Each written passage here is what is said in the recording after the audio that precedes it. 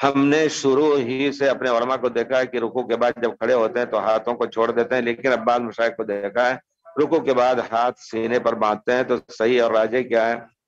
مسئلہ دونوں صحیح ہے، انشاءاللہ آپ جس پر عمل کریں۔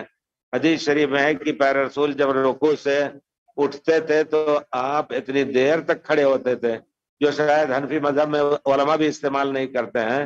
اتنی دیر تک کھڑے ہوتے تھے کہ آپ کی تمام ہڈی کے جوڑ اپنی جگہ پر آ جاتے تھے۔ یعنی یہ نہیں کہ رکوع سے اٹھے اور فوراً سجدہ ہو گئے، نہیں۔ اس سے یہ معلوم ہوتا ہے کہ ہڈی تمام اپنی جگہ پہ آنا چاہیے، تو اس سے استدلال کرتے ہوئے لوگ ہاتھ چھوڑ دیتے ہیں۔ اب آپ کس طرح کریں گے؟ تو یہ ہڈی تو اپنی جگہ پر نہیں آئی۔ دوسرے لوگوں نے کہا کہ اس کی شرعی جگہ کیا ہے ہاتھ کی؟ حضرت وائل بن حجر کی حدیث ہے، کہتے ہیں میں نے پیارے رسول کو جب بھی صلاۃ میں کھڑا دیکھا، آپ کا داہنا ہاتھ بائیں ہاتھ کے اوپر سینے پر تھا، تو رکوع کے بعد بھی کھڑا ہونا ہوتا ہے۔ تو گویا یہ مسئلہ استنباط کیا ہے علماء نے۔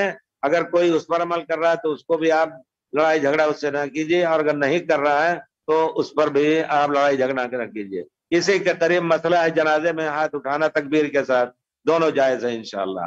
حضرت عبداللہ ابن عمر ہر تکبیر کے ساتھ ہاتھ اٹھاتے تھے۔ پیارے رسول کے صلاۃ جنازہ میں ہاتھ اٹھانے کا ذکر نہیں تکبیر کے ساتھ، تو کوئی حضرت عبداللہ ابن عمر خود سے نہیں کیے ہوں گے، پیارے رسول سے ضرور لیا ہوگا، دیکھا ہوگا۔ جس نے نہیں بیان کیا، نہیں دیکھا۔ تو ان سب مسائل میں جن کے دو رخ ہیں، ہر مذہب میں کتاب لکھی جاتی ہے مسائل ذات الوجوہ و ذات الوجہین، اس کو النظائر والاشباہ والنظائر کے نام سے بھی سیوطی وغیرہ لکھا ہے۔ تو کہنے کا مطلب ہے کہ ایک مسئلے کے دو رخ اگر دلیل صحیح ہے تو دونوں کو قبول کرنا چاہیے، اور اس پہ لڑائی جھگڑا کرنا یہ بد اخلاقی ہے۔